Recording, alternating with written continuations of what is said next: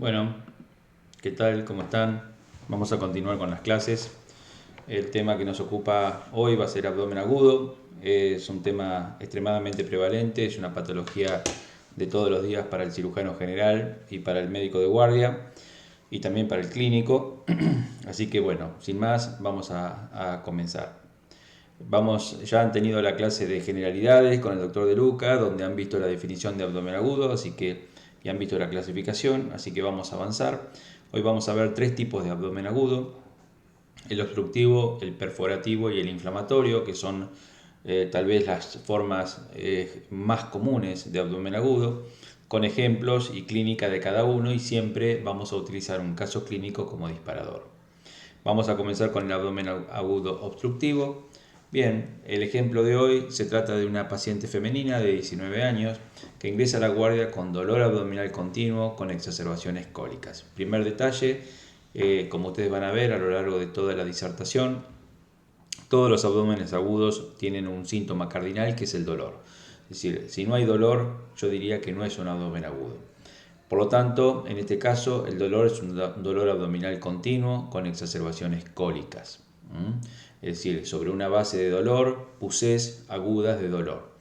Lleva 72 horas de evolución y se acompañó de importante distensión abdominal, dato sumamente elocuente para el tipo de abdomen agudo que estamos evaluando. Universal, es decir, que es todo el abdomen lo que está distendido, con falta de eliminación de gases y materia fecal. Este dato, si bien es un síntoma también muy importante, a veces puede no estar o no estar en las etapas iniciales del cuadro.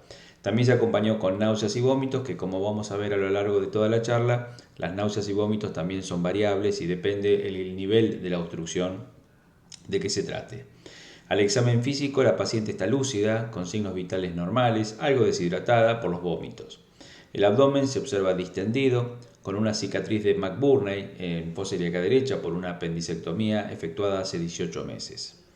A la percusión, el abdomen es hipertimpánico por la gran distensión, no se pueden palpar masas y a la ocultación presenta ruidos hidroaéreos de lucha. Recordarán ustedes que los ruidos hidroaéreos normales son alrededor de 3 por minuto. El mejor lugar para escucharlos es la fosa ilíaca derecha, pero cuando estos ruidos se hacen intensos y aumentan la frecuencia, probablemente podemos hablar de ruidos hidroaéreos de lucha. Son ruidos con una intensidad sonora más intensa, se hacen más frecuentes y muchas veces se acompañan con un cuadro de dolor en el momento de la máxima exacerbación del ruido. Entonces, claramente estamos en presencia de un cuadro de abdomen agudo que, por los detalles del dolor, fundamentalmente decimos que es un abdomen agudo, pero por la distensión, por la falta de eliminación de gases y materia fecal y por los ruidos de lucha, podemos pensar que se trata de un abdomen agudo obstructivo. Pensando en el diagnóstico, vamos a solicitar los estudios complementarios. Inicialmente podemos empezar con algo sencillo, con algo que en todos los hospitales está, que es una radiografía simple de abdomen de pie acostado. En ella vamos a ver seguramente datos muy característicos de la obstrucción intestinal. Segundo, podemos pedir un laboratorio que incluya hemograma para saber el estado de sus células en la sangre, si los glóbulos rojos, glóbulos blancos y plaquetas, una glucemia como para saber o descartar que el paciente no tenga una enfermedad metabólica, urea y creatinina para saber cómo está la función renal, dado que en el abdomen agudo obstructivo la función renal puede fallar. Una milasemia. La milasemia no tiene nada que ver con el abdomen obstructivo, si bien la milasa en las obstrucciones intestinales puede elevarse a veces al doble. Lo vamos a solicitar fundamentalmente para descartar una patología pancreática aguda, que como ustedes sabrán, la patología pancreática, es decir, la pancreatitis aguda, puede simular cualquier tipo de abdomen agudo. Un ionograma, un coagulograma, porque seguramente ese paciente va a ser operado, y un test de embarazo que nunca debe faltar en una mujer en edad fértil. Si es necesario y nos quedan dudas y tenemos el medio disponible, podemos solicitar una tomografía computada, intentándolo hacer con contraste oral y endovenoso. En base a esas imágenes o esos resultados, esos estudios, obtenemos una placa simple de abdomen, en este caso acostada. Digo acostada porque no se observan niveles como se ve en esta otra. Si ustedes ven niveles, la placa fue hecha de pie. El nivel, para que exista nivel, tiene que haber dos elementos: aire, que es lo negro de la placa, y líquido, que es lo más blanco. Entonces, cuando lo ponemos de pie, la conjunción aire y líquido dan un nivel horizontal, porque es por la gravedad, que se llama nivel hidroaéreo. La presencia de niveles hidroaéreos, sobre todo en el intestino delgado, como es en este caso, es patognomónico de la obstrucción intestinal. Recuerden ustedes que en una placa simple de abdomen no se debe ver el intestino delgado. Por lo tanto, si lo veo, es patológico, y si es patológico es porque está distendido. En la placa simple de pie observamos gran distensión del intestino delgado, y una pregunta de rigor es ¿por qué digo que es intestino delgado y no intestino grueso? Bueno, porque ustedes sabrán que en la radiografía simple el intestino delgado presenta estas válvulas que van de punta a punta del asa, a diferencia del intestino grueso, como podría ser acá arriba, estas abollonaduras que ustedes ven acá, podría ser intestino grueso, y fíjense en que las válvulas no son completas. En la última figura estamos en presencia de un corte axial perteneciente a una tomografía computada, en donde podemos observar claramente asas cortadas en forma transversal muy distendidas y un asa fina que se ve acá, que es seguramente el asa post-obstrucción intestinal. Así que también con la tomografía, dicho sea de paso, la tomografía computada es el gold estándar, el estudio ideal para estudiar una obstrucción intestinal. Lo que sucede que muchas veces no hay tiempo de hacerlo o no está disponible en distintos lugares. ¿Qué tendríamos que hacer cuando recibimos un paciente con una supuesta o un abdomen agudo obstructivo? Bueno, inicialmente son cuadros que no requieren un tratamiento ya. No debemos salir corriendo a operar al enfermo, podemos compensarlo. Si está deshidratado, podemos hidratarlo. Evaluar la necesidad o no de poner antibióticos, veremos dependiendo del tiempo de evolución de la obstrucción. Podemos calmar el dolor, si bien la calma del dolor va a ser liberando la obstrucción. Podemos colocar una sonda nasogástrica, porque estos pacientes generalmente tienen el estómago con una gran retención de líquido, y eso es peligroso, sobre todo en la inducción anestésica, porque si el estómago está lleno, el paciente cuando recibe las drogas anestésicas puede vomitar y aspirarse. Podemos agregar inhibidores de bomba de protones en estos pacientes por el estrés que significa la cirugía, y evaluar la necesidad de qué tipo de cirugía vamos a hacer, si es una cirugía laparoscópica o abierta, dependiendo del caso.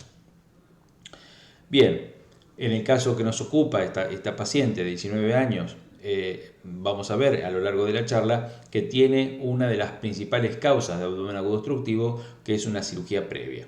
Es decir, recuerden ustedes que las bridas y las adherencias, que son resultado de cirugías sobre todo abiertas previas al cuadro clínico actual, son los desencadenantes más importantes para el abdomen agudo obstructivo.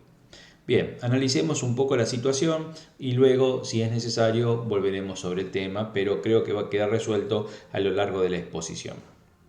Los objetivos que vamos a tener en esta breve reseña de abdomen agudo obstructivo van a ser 4. Vamos a definir el abdomen agudo obstructivo, como siempre. Vamos a analizar cuáles son las causas y la fisiopatología, que es fundamental entender la fisiopatología para entender el tratamiento. ¿Cómo hacemos el diagnóstico del abdomen agudo obstructivo? Siempre intentando un diagnóstico sindromático, por supuesto, pero también un diagnóstico etiológico. Y luego vamos a analizar las distintas opciones terapéuticas, médico y quirúrgicas, que tenemos para este caso. Como definición, el abdomen agudo obstructivo decimos que es un tipo de abdomen agudo en donde se caracteriza por dolor de comienzo brusco o insidioso. Es decir, el cuadro puede empezar paulatinamente, increyendo, o puede empezar bruscamente, con distensión abdominal y detención o no del tránsito intestinal para gases y materia fecal. Lo más importante es la distensión, lo segundo más importante es el ilio. ¿Sí? Es decir, la distensión o la parálisis o no del tránsito intestinal. Lógicamente, al inicio de la enfermedad el tránsito va a estar aumentado, por eso los ruidos de lucha, porque el intestino naturalmente va a tratar de vencer el obstáculo que genera la obstrucción, es decir, el peristaltismo va a intentar vencer el obstáculo, y al no lograrlo se relaja, se distiende y ahí los ruidos desaparecen. Y por último, es muy importante entender que puede haber una falta de eliminación de gases y materia fecal, y por supuesto náuseas y vómitos como resultado de la gran e importante distensión abdominal y del ilio. Entonces, nosotros sabemos que hay muchas causas de abdomen agudo obstructivo. Básicamente las dividimos en dos grandes grupos: las que son de tratamiento médico, es decir, las causas médicas, ¿sí? Que son reflejas, por ejemplo, luego de un cólico renal; metabólicas, por ejemplo, por intoxicaciones por distintos metales pesados, o metabólicas también en la insuficiencia renal o en la hipopotasemia, de origen farmacológico o de origen infeccioso, ¿sí? Esos son abdómenes agudos obstructivos, son ilios fundamentalmente paralíticos, en donde justamente lo que hay es una parálisis de la peristalsis y no hay una causa mecánica, por lo tanto la resolución va a ser médica y no quirúrgica. A nosotros lo que nos interesan son estas últimas causas, que son las mecánicas, es decir, donde existe un factor mecánico que impide el tránsito intestinal. Estas causas mecánicas reconocen 3 lugares de origen: la pared intestinal, la luz intestinal o los factores extrínsecos al intestino, extraintestinales, es decir, cualquier compresión extrínseca del intestino. Entonces vamos a ver una por una las causas intrínsecas de la pared, que son una de las más importantes. En amarillo ustedes ven las causas verdaderamente frecuentes, por ejemplo, un divertículo de Meckel, la enfermedad de Crohn, por supuesto los tumores de intestino, sobre todo los tumores de intestino grueso. También hay otras causas, como ven en blanco, que son mucho menos frecuentes. Por ejemplo, una endometriosis de intestino delgado. Son causas realmente raras. Lo que tienen que recordar son las que están en amarilla, o sea, la enfermedad inflamatoria intestinal, la enfermedad diverticular complicada con estenosis y el cáncer. Sin embargo, las causas más frecuentes que producen obstrucción intestinal en el adulto, sobre todo en aquel adulto operado, son las bridas y adherencias. Esa es la principal causa de abdomen agudo. Por supuesto, tiene que existir el antecedente quirúrgico. Si no está el antecedente quirúrgico, es muy raro que el paciente tenga bridas o adherencias. La segunda causa más frecuente de obstrucción intestinal en el adulto son las hernias y eventuaciones complicadas con atascamiento, ya sean hernias de la pared abdominal o hernias internas. También los abscesos, la carcinomatosis peritoneal son otras causas mucho menos importantes, y el vólvulo de colon, por ejemplo, son causas mucho menos importantes de obstrucción intestinal.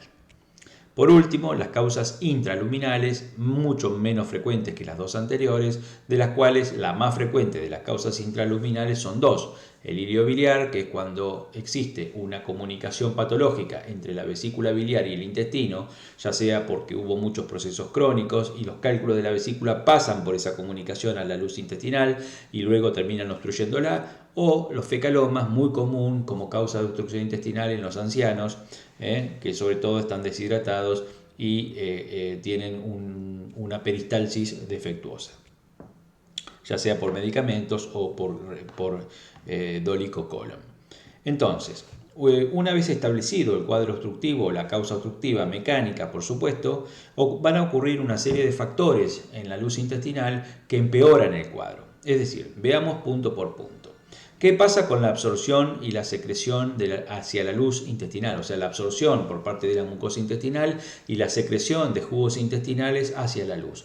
Bien, cuando existe una distensión, ya sea porque hay un obstáculo o porque hay una causa paralítica, paradójicamente el intestino disminuye la absorción y aumenta la secreción, con lo cual la cantidad de líquido que hay en la luz intestinal aumenta y eso empeora el cuadro. ¿Qué pasa con la motilidad intestinal? Bien, al comienzo, como dije, va a estar aumentada porque el intestino va a tratar de vencer el obstáculo, pero con el paso del tiempo, ya sea por la hipopotasemia relativa, por el agotamiento de la fibra muscular, la motilidad intestinal disminuye, pero produce mayor relajación y mayor distensión. ¿Qué pasa con el flujo sanguíneo en la pared intestinal? Bueno, a mayor distensión hay compresión de los vasos sanguíneos, venosos sobre todo, y disminuye el flujo sanguíneo, con lo cual puede producir son causas de isquemia intestinal y de permeación bacteriana. Justamente la bacteriología, que todos sabemos que las bacterias que existen saprófitas dentro de la luz intestinal, al haber una alteración del flujo y la circulación de la pared del intestino, aumenta la permeación bacteriana, con lo cual existe salida de gérmenes de la luz intestinal a la circulación general o a la misma cavidad peritoneal. Y por último, los efectos sistémicos, que tienen que ver como consecuencia de la distensión y de acúmulo de líquido, que son la deshidratación isotónica, la hipopotasemia, la taquicardia, que ocurre como consecuencia de la hipovolemia, la taquipnea, que ocurre como consecuencia de la elevación diafragmática y la insuficiencia respiratoria relativa, y la insuficiencia renal de origen prerrenal, justamente por la deshidratación con aumento de urea y creatinina. Es decir, todos estos fenómenos son los que ocurren secundarios a la causa mecánica de la obstrucción. Muy bien, entonces, si nosotros sabemos clínicamente, o sea, cómo diagnosticamos un abdomen agudo obstructivo, hemos visto las causas etiológicas, hemos visto la fisiología y ahora llega el momento del diagnóstico. Bueno, el diagnóstico se basa básicamente en dos circunstancias muy importantes y una tercera que complementa. Las dos más importantes son la clínica, que en este caso es soberana, y para lograr el diagnóstico etiológico muchas veces debemos recurrir a las imágenes, fundamentalmente la radiología y la tomografía. También el laboratorio aporta lo suyo, sobre todo para el diagnóstico de las complicaciones o de las consecuencias asociadas a la obstrucción, como dijimos, la hipopotasemia, los desequilibrios hidroelectrolíticos, el fallo renal de origen prerrenal, etc. Con respecto al diagnóstico, no cabe duda que la historia clínica hace gran parte del diagnóstico, ¿sí? Es decir, casi el 70, el 80% del diagnóstico es la historia clínica. ¿Qué nos va a importar de la historia clínica de un paciente con obstrucción intestinal? Fundamentalmente el dolor, que va a ser un dolor de tipo cólico sobre una base de dolor y exacerbaciones, como el caso que vimos en la presentación, y los vómitos. Estos van a ser variables dependiendo el sitio de la obstrucción y el tiempo de la obstrucción. Y por supuesto, en menor medida, la falta de eliminación de gases y materia fecal. Nos va a importar mucho el examen físico, la inspección sobre todo, vamos a observar un abdomen distendido, vamos a observar las cicatrices que pueda tener. En pacientes muy delgados con poca pared muscular podemos observar la reptación, o sea, los movimientos de las asas intestinales. A la palpación probablemente sea dificultosa porque la gran distensión impide que hagamos una palpación profunda. La percusión nos va a mostrar un abdomen hipertimpánico y la ocultación los ruidos hidroaéreos de lucha o los ruidos hidroaéreos de asa distendida en la etapa final. Por supuesto, nunca olvidar el tacto rectal como parte del examen físico que puede detectar fecalomas o situaciones específicas en el recto. Este esquema es muy importante porque marca 4 sitios distintos de obstrucción. No es lo mismo tener una obstrucción en la parte pilórica que tener una obstrucción en el colon sigmoide y los síntomas van a ser diferentes. Por eso nosotros podemos decir que hay una obstrucción, puede haber una obstrucción alta de la luz intestinal, que es una obstrucción a la salida del estómago. Podemos decir que hay una obstrucción a nivel del ángulo duodeno-yeyunal, que sigue siendo una obstrucción alta. Podemos decir que hay una obstrucción intermedia en la luz intestinal, que puede ser una obstrucción en cualquier punto del ilion. Y tenemos una obstrucción intestinal baja, que es aquella que ocurre fundamentalmente cuando el punto de la obstrucción está en el colon. Entonces, basándonos en ese esquema, nosotros tenemos los 4 tipos de obstrucción: la obstrucción intestinal alta, la baja ileal, la obstrucción colónica con válvula continente y la obstrucción colónica con válvula incontinente. Volviendo al esquema anterior, recuerden ustedes que acá a este nivel está la válvula ileocólica, mal llamada iliocecal, se llama ileocólica, y esa válvula admite el pasaje de la luz intestinal del intestino delgado hacia el colon ascendente. Sin embargo, hay circunstancias en donde esta válvula no funciona como tal, es incontinente, por lo tanto el contenido cecal o del colon ascendente puede volver en forma retrógrada hacia la luz del ilion. Eso es válvula colónica o ileocólica incontinente.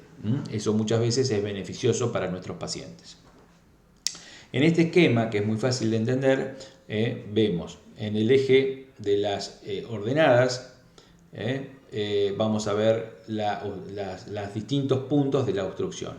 Y en el eje horizontal vamos a observar los síntomas: el dolor, los vómitos y la distensión. Fíjense lo siguiente: supongamos que yo tengo una obstrucción a la salida de la luz gástrica, ¿sí? Una obstrucción a nivel duodenal. ¿Qué va a pasar con el dolor? El paciente va a tener dolores cólicos muy frecuentes, uno tras del otro, es decir, no va a tener episodios de calma entre dolor y dolor. Eso ocurre porque claramente el estómago tiene mucha pared muscular y es necesario vencer el obstáculo, con lo cual va a tener muchos episodios de cólicos.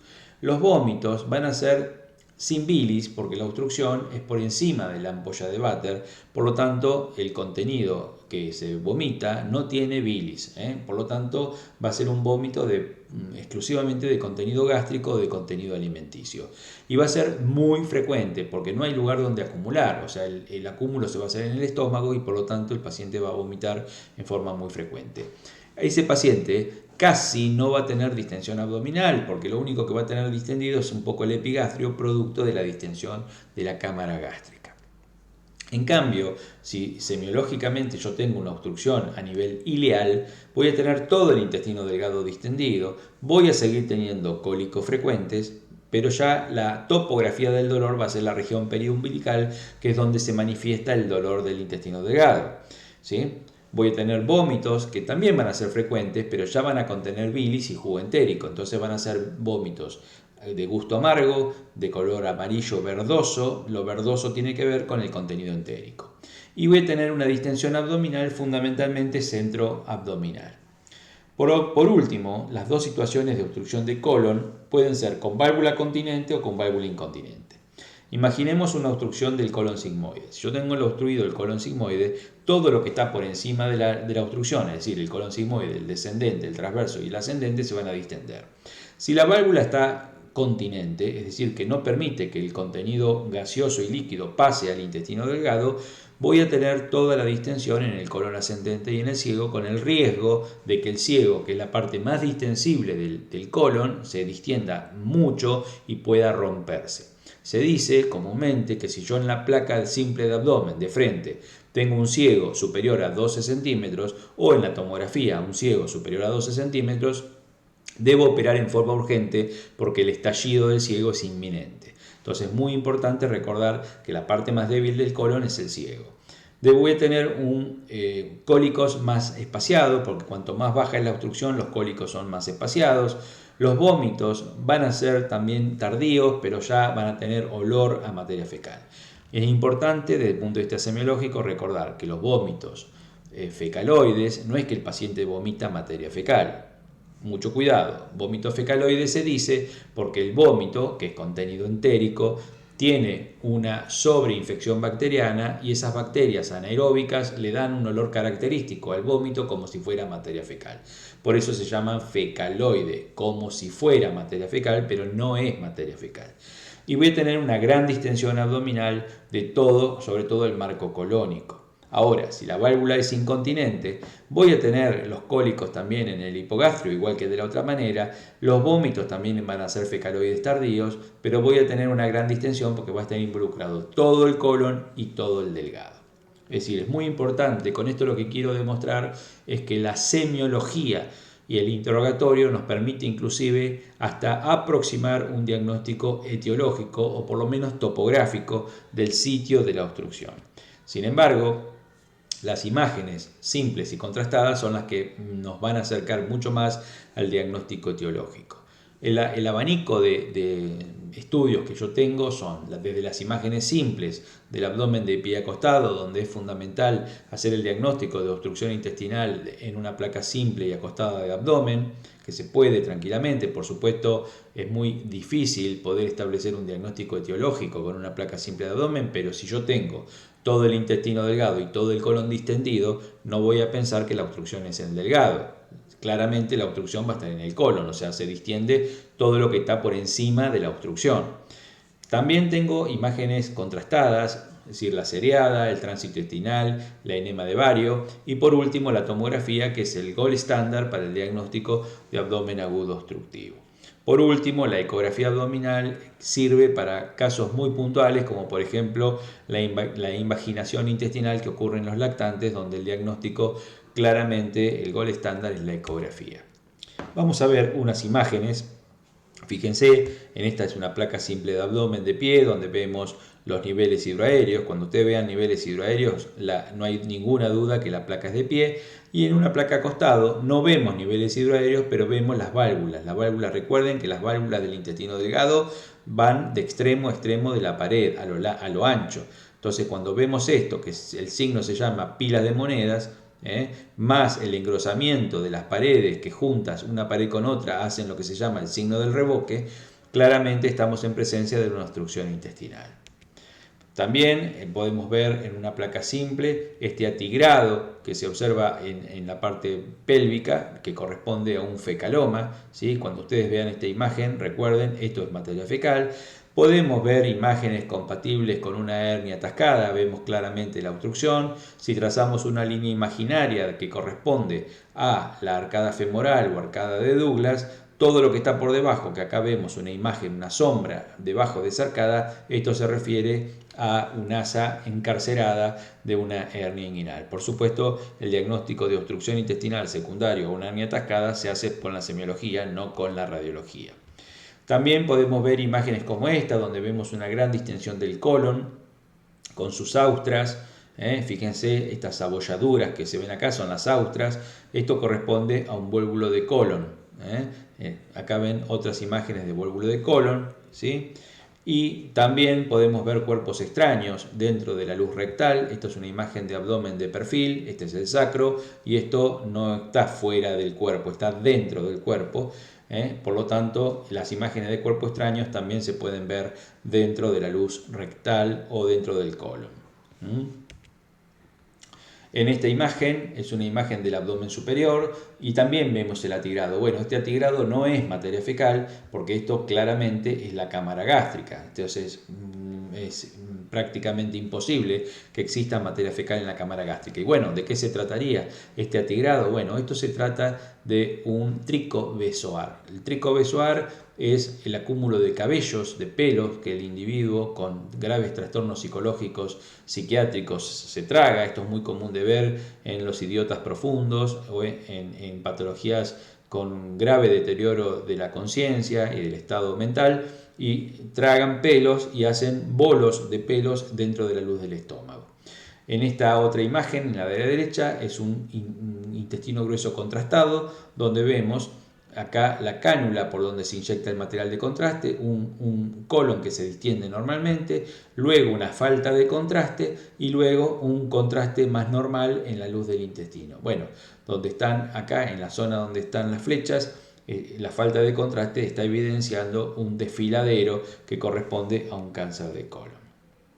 Este es un caso personal muy raro, se trataba de una fibrosis retroperitoneal idiopática. En esta imagen ustedes ven el estómago, el píloro, el duodeno y un stop en la tercera porción del duodeno. Acá también ven claramente el stop, es un perfil donde no hay pasaje, y post tratamiento claramente toda la circunferencia del duodeno con un excelente pasaje del duodeno luego de haber recibido un tratamiento con corticoides agudos. Esta fibrosis retroperitoneal es una fibrosis idiopática. En algunos casos es secundaria a medicación, pero en este caso era idiopática. Por supuesto, la tomografía computada también nos da mejores imágenes, y ya dijimos que es el gold estándar para el estudio y el diagnóstico etiológico de los abdómenes agudos. Esta placa es la que corresponde al paciente anterior, donde acá se ve la aorta. Acá se ve el intestino delgado, que es el duodeno. El duodeno viene de derecha a izquierda y acá está el stop. Sin embargo, en esta otra que es posterior, fíjense, acá está la aorta y cómo se ve la luz del duodeno que pasa de punta a punta. Esta otra imagen, donde vemos una imagen cálcica dentro de la luz intestinal. Esto corresponde a un paciente que había tenido un ilio biliar. Digo un ilio biliar porque lo confirmo. Acá tienen el hígado, esto es la vesícula. La vesícula, fíjense, tiene un nivel hidroaéreo, o sea que tiene aire dentro de la vesícula, que por supuesto no es normal, salvo que tenga una comunicación con el tubo digestivo, y el líquido con un lito. Acá está el lito en la luz intestinal, y esto se confirmó en la cirugía. Ahí tienen la luz del intestino que todavía no se abrió con el cálculo adentro, y acá se le hizo una pequeña enterotomía y se extrae la litiasis a cielo abierto. Otra imagen tomográfica muy característica, fíjense, esto es una hernia interna, miren cómo se afina la luz del intestino hasta la obstrucción. Fíjense que bien se ve acá el asa distendida y acá el asa muy delgada. Este es el ejemplo que les mostré yo al principio. Miren la gran distensión de asas delgadas y acá una asa finita. Por lo tanto, esto, cuando hay un cambio brusco de calibre, claramente me está indicando una obstrucción mecánica. En este caso también vemos una gran distensión de asas y una patología neoplásica a nivel del colon, se ve porque no hay luz, está todo sólido. En este caso, una endometriosis del mesenterio, fíjense cómo se ve el mesenterio, y una lesión tumoral a nivel del mesenterio que correspondió a una endometriosis. En esta otra figura, observen ustedes, esta es la pared abdominal, miren el encarcelamiento del intestino delgado en una hernia atascada en un paciente con gran panículo, cómo se puede distinguir y hacer el diagnóstico claramente de una obstrucción intestinal secundaria a un atascamiento herniario. Seguimos con más imágenes, otro tumor, una invaginación intestinal. Así que imágenes hay de todo tipo. También en este último tiempo se han desarrollado métodos que no usan contraste, solamente usan el contraste propio líquido del intestino para hacer la entero-TC. La entero-TC es una reconstrucción que se hace tomográfica de toda la luz intestinal. Fíjense cómo se ve acá la gran distensión del intestino. Fíjense que bien se ven las imágenes, y esto es lo mismo pero hecho con resonancia, donde la resonancia todavía puede resaltar aún más el líquido en la secuencia T2. Recuerden que la resonancia magnética tiene dos secuencias, T1 y T2, y en la T2 se resalta absolutamente todo el líquido. Fíjense, acá está la vejiga, el intestino delgado y el estómago. Miren qué bien se ve la luz intestinal. O sea que la resonancia nuclear magnética de intestino es un estudio excelente para evaluar la luz intestinal del delgado, que es imposible de evaluar con otros métodos. Terminando con este cuadro de abdomen agudo, con este tipo de abdomen agudo, tenemos el tratamiento. Por supuesto, hay que tratar todo lo que dijimos al principio en la fisiopatología. Entonces, por supuesto, todo paciente con diagnóstico de abdomen agudo obstructivo, si el diagnóstico o la sospecha es que la causa es mecánica, será quirúrgico, pero inicialmente debemos hacer medidas de sostén, es decir, debemos mejorar la deshidratación, para lo cual hay que ponerle hidratación parenteral con solución fisiológica. Tenemos que saber la reposición hidroelectrolítica en base al ionograma. Recuerden, 4,2 miliequivalentes por litro es el valor normal de potasio, 140 miliequivalentes por litro es el valor normal de sodio, que son los dos valores más importantes que tenemos que estudiar. Evaluar la necesidad de poner antibióticos o no, dependiendo del compromiso séptico del paciente. Colocar una sonda nasogástrica para descomprimir el estómago, para que el paciente vaya a quirófano con un estómago vacío y evitemos el vómito y la broncoaspiración. Y por supuesto, colocar una sonda vesical para medir la diuresis horaria, porque estos pacientes muchas veces tienen una insuficiencia renal de origen prerrenal por la deshidratación. Posteriormente someteremos al paciente al tratamiento quirúrgico, que variará de acuerdo a la etiología que sospechamos. Para hacerlo sencillo, si nosotros pensamos que el paciente tiene una brida o una adherencia que produce la obstrucción del asa intestinal, podemos someterlo a una cirugía laparoscópica, que muchas veces es muy sencilla, que fue el caso de esta chica que se resolvió con una laparoscopía encontrándose una brida producto de la apendicectomía. Cuando se trata de hernias atacadas, generalmente la cirugía se hace a cielo abierto. Si tenemos neoplasias, ya sean del intestino o una carcinomatosis peritoneal, bueno, muchas veces todo ese tipo de tratamientos, por supuesto en la carcinomatosis no hay tratamiento, pero en las neoplasias de intestino las resecciones se pueden hacer por cirugía laparoscópica o por cirugía abierta. En el caso del vólvulo del colon, puede existir vólvulo de ciego o vólvulo de sigmoide. Lo más común es el vólvulo de sigmoides, donde el paciente previamente se sabe que tiene un colon alargado, eso se llama dólico colon. Este colon, que es muy común en la gente vieja, en la gente anciana o en pacientes con enfermedad chagásica del colon, ese colon puede torsionarse sobre su eje y compromete la circulación y la luz intestinal, con la consecuente obstrucción intestinal. Fíjense, este caso era un colon chagásico que operamos en el hospital. Observen el calibre, la distensión, el tamaño de ese colon sigmoide que está saliendo por la herida de la pared abdominal, y fíjense el tamaño de este colon que hubo que resecar. Por último, para terminar, en el caso de los pacientes con cáncer, por supuesto dependerá del lugar del tumor y del tipo de avance y el estadio del tumor, pero en general tratamos de resecar los tumores. Si el cuadro es una obstrucción, o sea un cáncer que obstruye la luz intestinal, muchas veces ustedes saben que cuando hay una obstrucción y hay una asa distendida y otra normal, esa disociación de calibres de las asas impiden que el cirujano pueda unir ese intestino, es decir, hacer la anastomosis. Por lo tanto, se hace lo que se llama un divorcio de cabos, es decir, ambos segmentos de intestino, en vez de unirlos, anastomosarlos, se exteriorizan a la pared abdominal y eso se llama divorcio de Cabos. Bien, la enfermedad diverticular complicada con estenosis, con obstrucción, también es pasible de tratamiento quirúrgico, sobre todo en cuadros obstructivos agudos, o a veces se pueden colocar endoprótesis autoexpandibles. Acá vemos una prótesis a nivel de sigma, que puede de alguna manera paliar la sintomatología hasta esperar la cirugía o ser el único tratamiento en forma definitiva. En la primera imagen vemos cómo esta es la obstrucción, este es el introductor de la prótesis, se pasa a través de la obstrucción y se libera la prótesis, que acá tienen una vista endoscópica de la prótesis como queda y acá una vista radiológica de la prótesis porque es metálica y autoexpandible.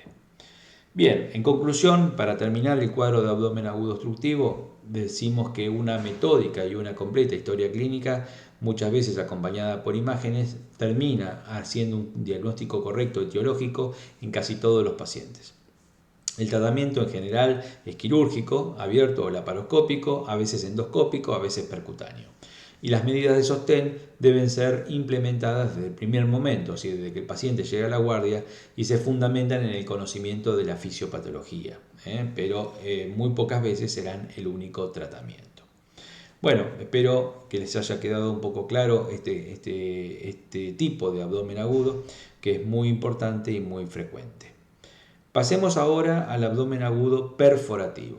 El abdomen agudo perforativo es menos frecuente que el abdomen agudo obstructivo, pero es muy fácil de diagnosticar. Fíjense, se trata de un paciente de 44 años, hombre, que lo traen a la guardia los familiares por intenso dolor abdominal. Intenso dolor abdominal.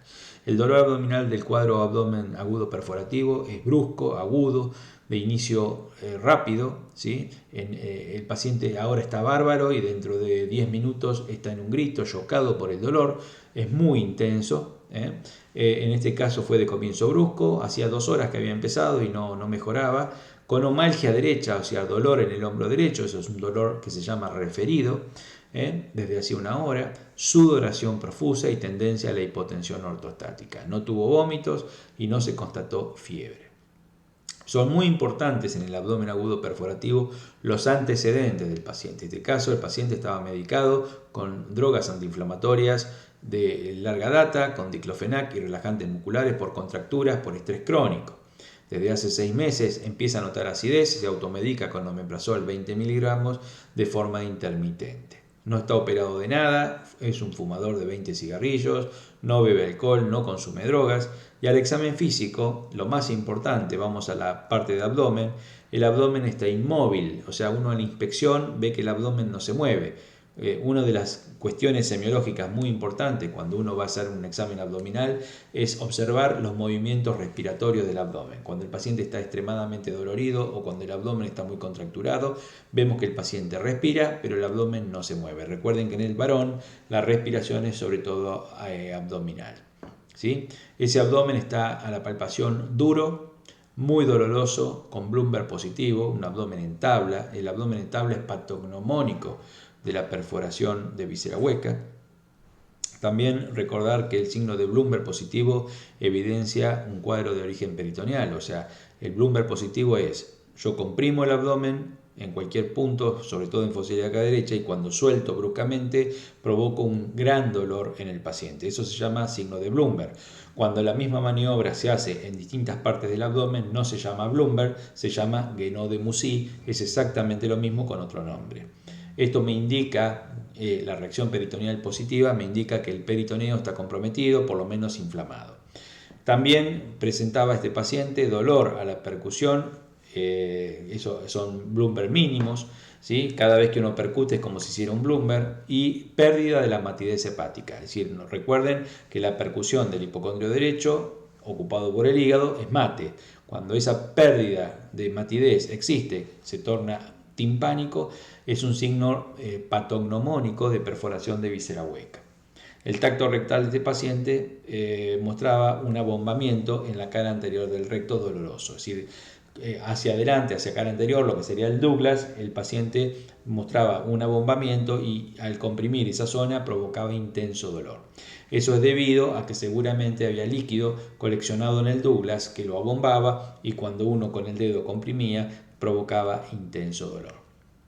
Bien, entonces, en base a estas características, nosotros hacemos el diagnóstico de abdomen agudo perforativo en primera instancia, sobre todo basándonos en el abdomen en tabla, en la pérdida de la matidez hepática, pero no podemos descartar que esto sea una pancreatitis aguda, no lo podemos descartar, por lo tanto lo vamos a poner entre los diagnósticos, y tampoco podemos descartar como tercer diagnóstico allá lejos un cuadro de un aneurisma de aorta abdominal complicado. Bien, ¿qué le vamos a pedir a este paciente para confirmar nuestro abdomen agudo perforativo? Bueno, inicialmente el diagnóstico lo vamos a hacer con una placa simple de tórax con el paciente sentado o de pie. Eso nos va a servir para ver los diafragmas y ver si hay aire debajo del diafragma, con lo cual confirmaríamos el diagnóstico de abdomen agudo perforativo. Secundariamente a este paciente le vamos a pedir una placa simple de abdomen de pie acostado, como en todo abdomen agudo. Le vamos a pedir un laboratorio con amilasemia para descartar la pancreatitis aguda, con el hemograma, la glucemia, la urea y la creatinina y el coagulograma. Y le vamos a pedir, si es necesario, una eco abdominal. Cuando hacemos la placa simple de tórax de frente, recordemos que tiene que estar el paciente sentado o parado, pues si no el neumoperitoneo puede no verse. Vamos a observar aire debajo de los diafragmas. Fíjense en esta, son dos pacientes distintos, dos placas de neumoperitoneo pero en pacientes distintos. Acá vemos la línea del diafragma, esto es la línea del hígado y en el medio aire. Miren acá que bien se ve, neumoperitoneo a la derecha y neumoperitoneo a la izquierda. Esto, claramente los dos son cuadros de perforación de víscera hueca. Bien, cuando tenemos el diagnóstico de perforación de víscera hueca, ya sabemos que ese paciente va a ser trasladado a quirófano urgente.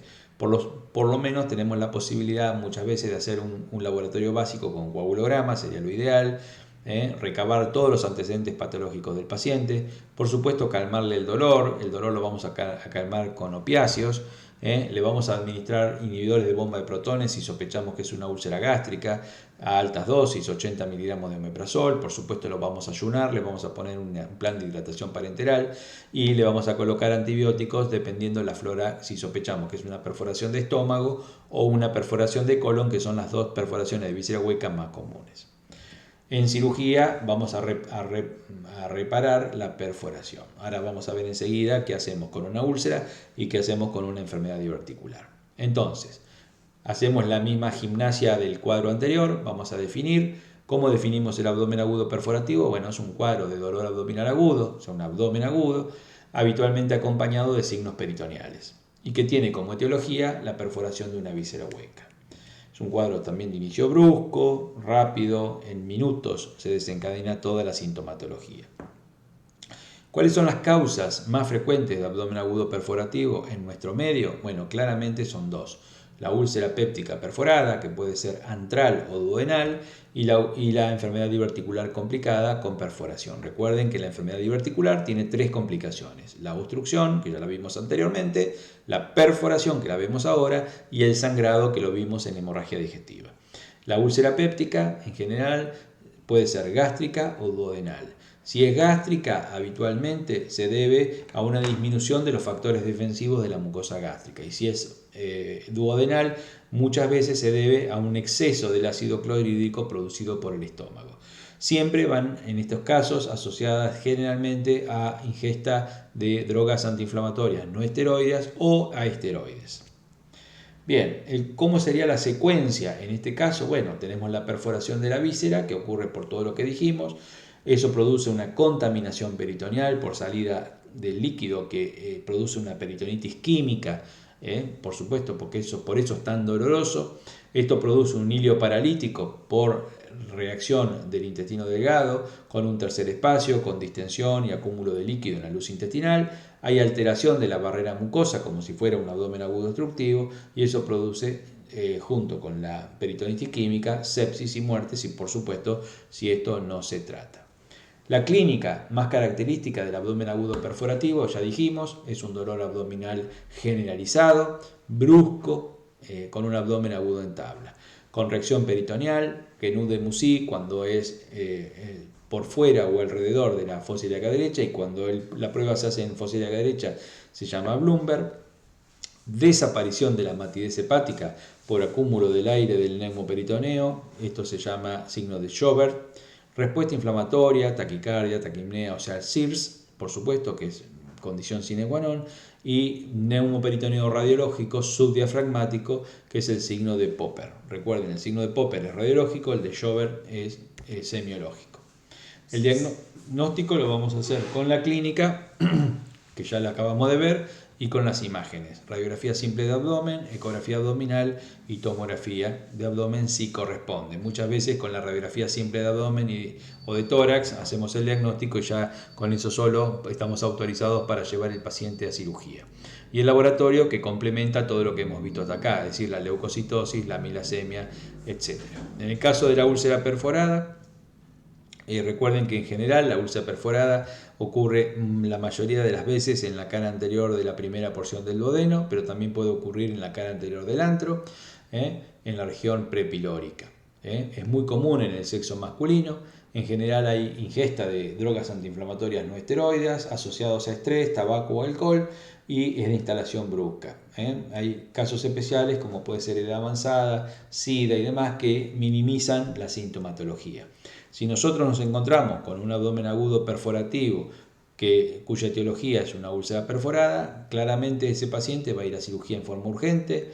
Le vamos a hacer probablemente, si lo tomamos en una etapa precoz y rápida, una sutura simple con lavado de toda la cavidad y drenajes. Le colocamos el epiplón como parche sobre la sutura, y a veces en cuestiones o en situaciones muy excepcionales tenemos que hacer una resección gástrica. En el caso de la enfermedad diverticular perforada, utilizamos para su tratamiento la clasificación de Hinchey. Recuerden que Hinchey clasificó a la enfermedad diverticular perforada en 4 etapas, en 4 tipos. El tipo 1, donde hay un pequeño absceso pericolónico solamente. Esto muchas veces, cuando el absceso es pequeño, se puede ser tratado solamente con antibióticos y reposo digestivo. Una etapa 2, cuando ya hay un gran absceso de más de 5 centímetros que muchas veces requiere drenaje. La etapa 3, cuando ese absceso se desparrama en toda la cavidad abdominal y tenemos una peritonitis purulenta. Y la etapa 4, y la más grave de todas, cuando ya la peritonitis es fecal por salida de materia fecal a la cavidad abdominal. Entonces, cuando tenemos una diverticulitis perforada, nosotros vamos a tener primero dolor, como todo abdomen agudo, fiebre por lo séptico de la patología, y podemos tener cambios en los hábitos evacuatorios. El diagnóstico de la enfermedad diverticular perforada siempre lo vamos a hacer con tomografía con contraste oral y endovenoso, y el tratamiento variará según el estadio según la clasificación de Hinchey. Si tenemos un Hinchey 1, solamente antibióticos. Un Hinchey 2, antibióticos más drenaje percutáneo del absceso. Un Hinchey 3 y Hinchey 4, antibiótico terapia, cirugía, y por supuesto ese paciente termina en terapia intensiva. En conclusión, el abdomen agudo perforativo es un cuadro frecuente, menos frecuente que el abdomen agudo obstructivo, pero frecuente, es decir, siempre se puede ver. Generalmente la resolución es quirúrgica en forma urgente porque no permite que demoremos el tratamiento. Muchas veces hay asociado un componente infeccioso que variará según el tiempo de evolución, y es muy importante que se está cambiando o está variando la metodología terapéutica en colon, fundamentalmente en la enfermedad diverticular complicada. Bien, el último cuadro de abdomen agudo que nos toca hoy es el inflamatorio, que es extremadamente frecuente. Simplemente recuerden apendicitis, colecistitis, pancreatitis, diverticulitis, cuadro muy frecuente. Vamos a ver un caso. Es una paciente femenina de 17 años que consulta por guardia por dolor, siempre dolor abdominal, en hipogastrio de 48 horas de evolución. La paciente se automedicó con un antiespasmódico porque pensó que era un cólico intestinal que no mejoró la sintomatología. ¿Cómo evolucionó la enfermedad? Bueno, hace 48 horas la paciente empezó con epigastralgia, sensación nauseosa, que cede espontáneamente a las 4 o 6 horas, pero el dolor no desaparece totalmente, sino que se instala el mismo dolor similar continuo en la fosa ilíaca derecha y hipogastrio. Hoy a la mañana, o sea, antes de venir a la consulta, tuvo una deposición líquida y refiere cierta molestia para orinar como si fuera una disuria. Antes de venir a la consulta presentó fiebre de 38 grados y más dolor que no alivió con ninguna posición. Al examen físico es una paciente en buen estado general, con 38 grados centígrados, una frecuencia cardíaca acelerada, 97 por minuto, una saturación normal de 99, 98, 99% y un abdomen blando, salvo en la fosa ilíaca derecha donde hay dolor a la palpación superficial y profunda con Bloomberg positivo.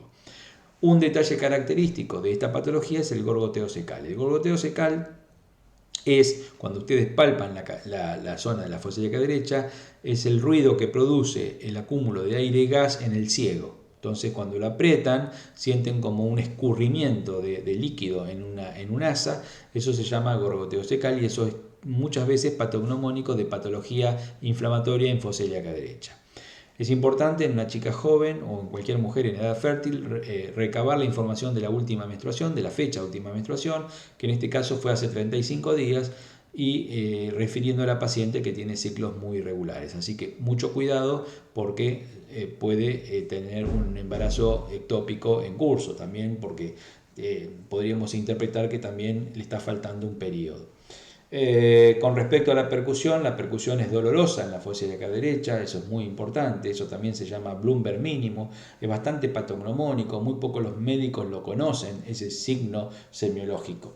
Los ruidos están presentes y son escasos y no tiene otro antecedente patológico de interés. Entonces, como siempre, vamos a hacer un diagnóstico sindromático, que es el abdomen agudo, un diagnóstico más clínico, más fino, que es abdomen agudo inflamatorio, y vamos a sospechar una apendicitis aguda en primera instancia por la cronología de Murphy, que es cuando el dolor empieza en la fosa ilíaca, en el epigastrio, y se irradia a la fosa ilíaca derecha. Pero también no debemos descartar una enfermedad pélvica inflamatoria. Recordemos que se trata de una mujer joven, en edad fértil, activa sexualmente, y también podemos sospechar una rotura de un quiste de ovario, que también produciría un cuadro bastante similar, o un embarazo ectópico complicado. Entonces debemos agudizar el ingenio en los exámenes complementarios para poder hacer un diagnóstico correcto. ¿El diagnóstico cómo lo vamos a hacer? Bueno, vamos a pedir un laboratorio para saber qué cantidad de glóbulos blancos tiene, qué coagulograma tiene por si vamos a cirugía, urea, creatinina y glucemia como lo mínimo, lo básico que podemos pedir en cualquier paciente para descartar que no sea un diabético y que no esté en insuficiencia renal. Podemos hacer una ecografía ginecológica y abdominal, fundamental para intentar hacer el diagnóstico, pero recordemos que si cualquiera de estos exámenes son normales, prima el diagnóstico semiológico, es decir, yo no voy a dejar de operar un cuadro de este tipo porque la ecografía es normal, está claro, o sea, la ecografía es un examen complementario que ayuda al diagnóstico, pero no hace el diagnóstico. Y por último, un test de embarazo fundamental para descartar un embarazo ectópico, o sea, una beta-gonadotrofina coriónica para poder saber si esta chica está o no embarazada. Casualmente hacemos una buena ecografía con un buen ecografista. Esto que van a ver acá no es fácil de ver. Esta imagen negra que ven acá es la luz del apéndice y esto que ven acá es un coprolito que es la causa de las apendicitis con sombra acústica. Esto es claro. En un corte transversal vemos el engrosamiento de la pared del apéndice y el coprolito. Así que fíjense que esto, si ustedes hacen 10 ecografías en 10 apendicitis, probablemente esto lo vean en 2. En las otras 8 no vean absolutamente nada. Bien, dijimos que dentro de las etiologías de abdomen agudo inflamatorio, tal vez las más comunes son estas que ustedes ven acá, que es la apendicitis aguda, sobre todo en los adolescentes, pero recuerden que apendicitis aguda puede existir desde los 2 años de vida hasta los 90. La colecititis aguda, que por supuesto tiene que existir litiasis vesicular para que haya colecititis, sin embargo, puede haber colecititis aguda en pacientes sin litiasis vesicular, como por ejemplo ocurre en los diabéticos, que es una colecititis gangrenosa. La pancreatitis aguda, que es tema de otra charla. La enfermedad diverticular aguda, es decir, el divertículo complicado, es decir, la diverticulitis aguda, que es el pródromo a lo que vimos hoy de la diverticulitis perforada, y la enfermedad pélvica inflamatoria que seguramente la han visto el año pasado en ginecología.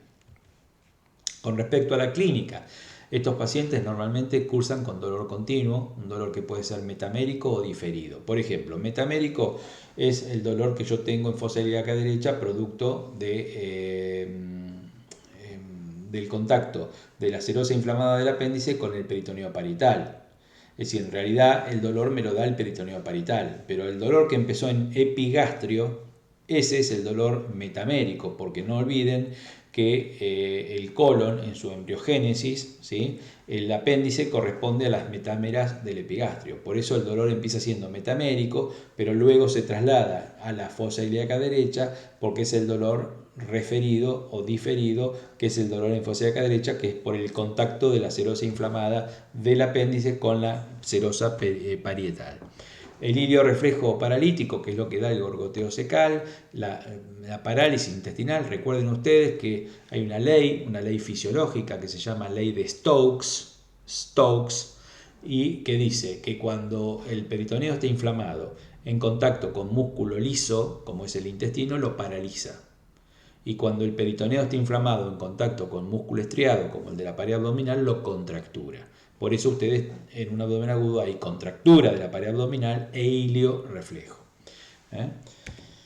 Con respecto a la semiología, en este caso, recordar el punto doloroso de McBurney.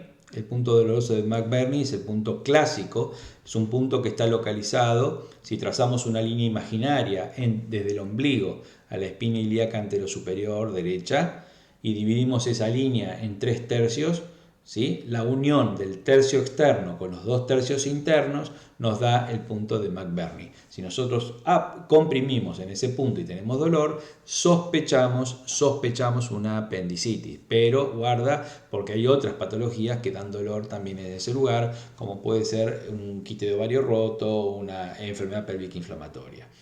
Es muy característico el Blumberg, el signo de Blumberg positivo, cuando hay compromiso de la serosa peritoneal, el Blumberg positivo. La percusión dolorosa o Blumberg mínimo, como le digo yo, al momento de percutir estamos haciendo mini Blumberg, por eso produce dolor.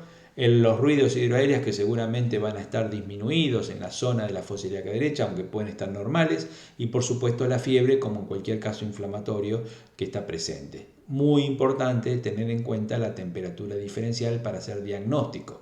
¿Por qué? Yo tengo, por ejemplo, 38 grados axilar y 38,5 rectal, tengo medio grado de diferencia, no tengo temperatura diferencial. Para que haya temperatura diferencial tiene que haber 1 grado o más de diferencia entre la axila y el recto. Si no tengo esa diferencia, muy poco probable la presencia de una apendicitis o de alguna enfermedad abdominal. Ahora, si yo tengo 37,5 axilar y 39 rectal, muy probablemente al haber 1,5 grados de temperatura diferencial, el origen de la fiebre está en el abdomen. Por eso la temperatura en el recto es más fidedigna para evidenciar compromiso inflamatorio intestinal, abdominal, que la temperatura axilar. Entonces es muy importante en cualquier abdomen agudo tomar la temperatura diferencial, axilo-rectal. Para hacer diagnóstico, en este caso que nosotros estamos sospechando una apendicitis por la cronología y demás, pero también puede ser cualquier otra cosa, por supuesto lo primero es la clínica. La clínica es soberana en la apendicitis, soberana. El laboratorio me va a evidenciar elevación de los glóbulos blancos, un coagulograma normal y las imágenes, fundamentalmente la ecografía, que es el principal estudio que voy a utilizar en el diagnóstico de enfermedad de patología inflamatoria abdominal. Bien, recordemos que las apendicitis no son todas iguales, que hay distintas etapas evolutivas, hay distintas localizaciones del apéndice. La localización más común del apéndice es la abdominal hacia la pelvis. Fíjense que en este apéndice es un apéndice normal, en este es un apéndice edematizado que se llama catarral, y este que está lleno de pus es una apendicitis flemonosa. Entonces, estas son las distintas formas: catarral, flemonosa, perforada o gangrenosa, y las distintas formas donde pueden ocurrir las apendicitis en la embarazada y en el anciano, que son cuadros mucho más difíciles, porque en la embarazada porque hay desplazamiento del contenido intestinal y la sintomatología es distinta, y en el anciano porque muchas veces el anciano tiene una flor de peritonitis y entra caminando al sanatorio como si no tuviera nada. Entonces mucho cuidado, porque los ancianos tienen todo viejo. Si el paciente tiene 80 años, su sistema inmunitario también tiene 80 años y no van a hacer fiebre. Entonces mucho cuidado, esperar la fiebre en un anciano a veces es un error. Otro cuadro inflamatorio del abdomen, que también lo van a ver en una clase aparte, por eso no nos vamos a entender, es la enfermedad litiásica aguda, complicada, es decir, lo que se llama la colecititis aguda.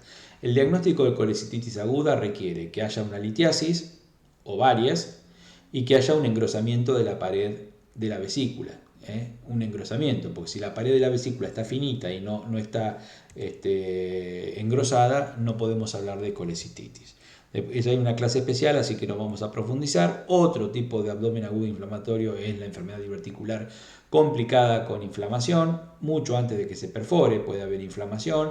Eso produce que el paciente tenga dolor intenso en la fosa ilíaca izquierda, puede tener fiebre, cambios en el ritmo evacuatorio. Bueno, muchas veces el tratamiento es justamente reposo del tubo digestivo, antibióticos específicos, ciprofloxacina, metronidazol podría ser un esquema, y internación con reposo en cama.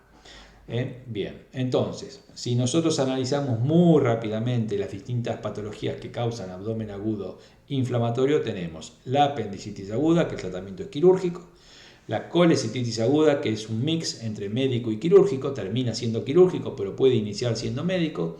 La pancreatitis, que claramente el tratamiento de la pancreatitis aguda, salvo las complicaciones, es de origen médico. Y la diverticulitis, que muchas veces es médico, pero a veces requiere un tratamiento quirúrgico, que puede ser quirúrgico propiamente dicho o quirúrgico mini-invasivo a través de percutánea. Bueno, espero que hayan aprovechado esta clase. Yo con esto me despido y nos veremos en la próxima.